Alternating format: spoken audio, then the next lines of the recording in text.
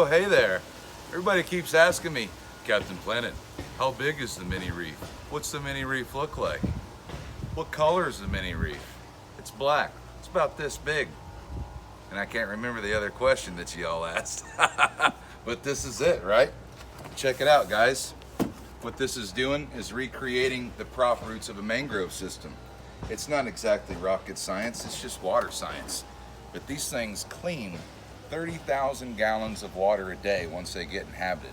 They're gonna house about 300 fish and 200 crab homies per year. On top of that, I'm also selling some underwater lighting kits that will go under this bad boy. That way you can see your little awesome underwater ecosystem that you just purchased. But check it out, guys. I wanted to show you what one actually looks like. This is me standing next to a mini reef.